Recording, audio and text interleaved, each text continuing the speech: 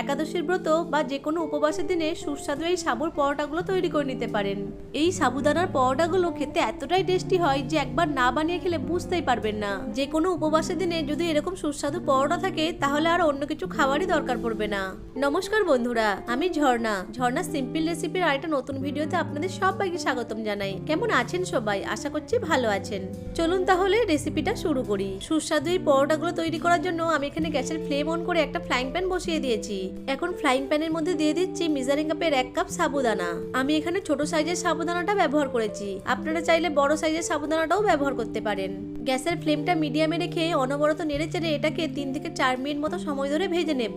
সাবুদানাগুলোকে এমন ভাবে ভাজতে হবে যাতে সাবুদানার কালারটা না চেঞ্জ হয়ে যায়। খুব বেশিক্ষণ সময় ধরে সাবুদানাগুলোকে ভাজার দরকার নেই। মিডিয়াম ফ্লেমে অনবরত নেড়েচেড়ে 3 থেকে 4 মিনিট মতো সময় ধরে ভেজে নিলেই হবে। 3 থেকে 4 মিনিট মতো সময় ধরে সাবুদানাগুলোকে ভেজে নিয়েছি।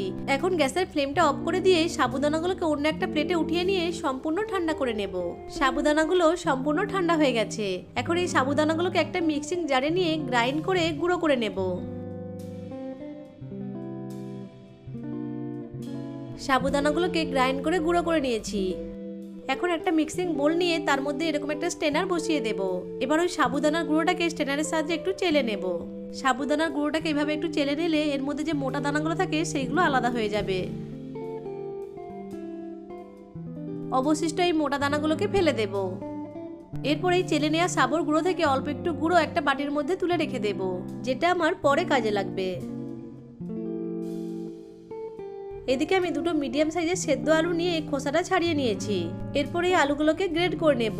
সেদ্ধ আলুগুলোকে এইভাবে একটু গ্রেড করে নেওয়ার চেষ্টা করবেন। সেদ্ধ আলুগুলোকে গ্রেড করে নিলে এর মধ্যে দানা থাকবে না। দুটো আলুকে গ্রেড করে নিয়েছি। এরপর এই গ্রেড করে নেওয়া আলুটাকে সাবুর গুঁড়োর মধ্যে দিয়ে দেব। এখন এর মধ্যে দিয়ে দিচ্ছি স্বাদ মতো লবণ, হাফ চামচ মতো গোটা জিরে, দিয়ে দিচ্ছি হাফ চামচ মতো গোলমরিচের গুঁড়ো, 1 চামচ মতো গ্রেড করা আদা, দিয়ে দিচ্ছি দুটো কাঁচা লঙ্কা কুচি, আর দিয়ে দিচ্ছি কিছু ধনেপাতা কুচি। এবার এটাকে ভালো করে মেখে নিতে হবে। প্রথমে জল না দিয়ে মেখে নিতে হবে। এরপর এর মধ্যে অল্প একটু জল যোগ করে মেখে নিয়ে একটা সেমি সফট ডো তৈরি করে নিতে হবে। জলটা একেবারে না দিয়ে বারে বারে দিয়ে মিশিয়ে নিতে হবে। জলটা একেবারে দিয়ে দিলে ডোটা অনেকটাই নরম হয়ে যেতে পারে, তাই অল্প অল্প করে দিয়ে মিশিয়ে নিতে হবে।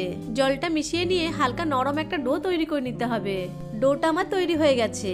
ডোটা এরকম একটু নরম রেখে তৈরি করে নিতে হবে। এবার এই ডো থেকে লেচি কেটে নেব।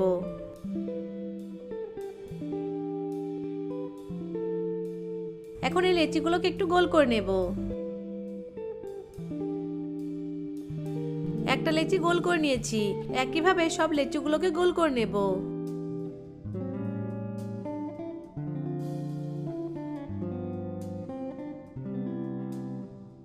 সব লেচিগুলোকে গোল করে নিয়েছি।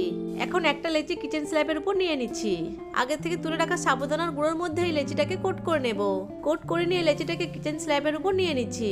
এবার এই লেচিটাকে রুটির মতো করে বেলে নেব। যেহেতু এই লেচিগুলো সাবু দিয়ে তৈরি, তাই বেলার সময় সাইডগুলো একটু ফেটে যাবে।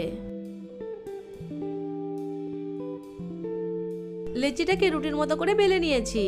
এরপর এরকম একটা স্টিলের টিফিন কৌটো নিয়ে এইটাকে একটু এইভাবে গোল করে কেটে নেব। সাইডের এই অংশগুলো ফেলে দেব না। এগুলোকে আবারও লেচি তৈরি করে নিয়ে বেলে নিয়ে পরোটাগুলো তৈরি করে নেব।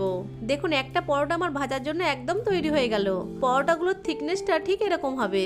এখন বাকি লেচিগুলোকেও একইভাবে তৈরি করে নেব।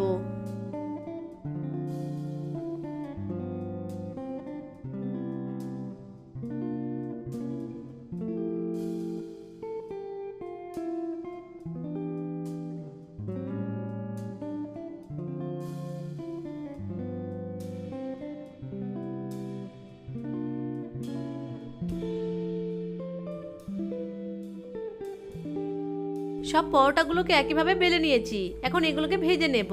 তার জন্য গ্যাসের ফ্লেম অন করে একটা ফ্রাইং প্যান বসিয়ে দিয়েছি। আমি আজকে এই পরোটাগুলো ঘিয়ে ভেজে নেব, সেই জন্য ঘিটাকে একটু গলিয়ে নিলাম। আপনারা চাইলে বাটার বা রিফাইন তেলেও পরোটাগুলোকে ভেজে নিতে পারেন। ফ্রাইং প্যান গরম হয়ে গেলে ফ্রাইং প্যানের মধ্যে একটা পরোটা দিয়ে দিচ্ছি। প্রথমে পরোটার 2 পাশ উল্টে পাল্টে একটু সেকে নেব। এরপর পরোটাগুলো 2 পাশে ঘি লাগিয়ে দিয়ে উল্টে পাল্টে পরোটাগুলোকে ভালো করে ভেজে নেব। গ্যাসের ফ্লেমটা মিডিয়ামে রেখে পরোটাগুলোকে উল্টে পাল্টে ভেজে নিতে হবে।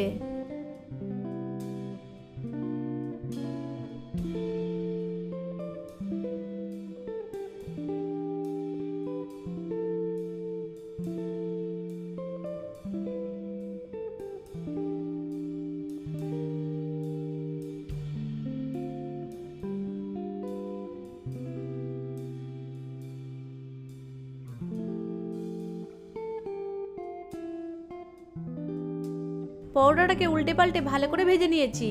এখন পরোটাটাকে ফ্রাইং প্যান থেকে তুলে নিচ্ছি। একইভাবে বাকি পরোটাগুলোকেও ভেজে নেব।